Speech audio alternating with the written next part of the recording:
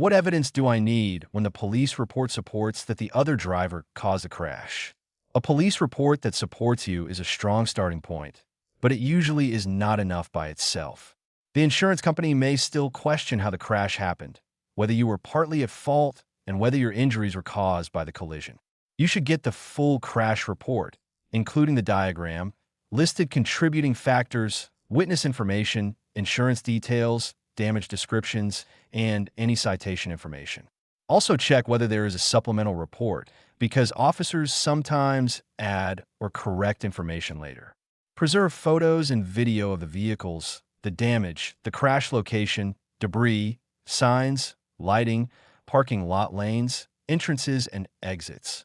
If the crash happened near a store, apartment complex, office, or parking lot camera, try to identify that footage quickly, because it may be deleted.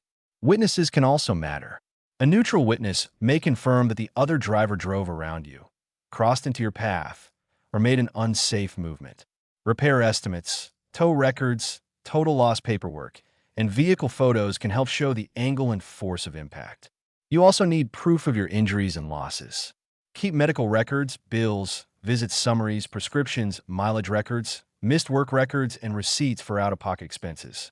If symptoms develop later, write down a factual timeline of pain, stiffness, spasms, sleep problems, or activity limits.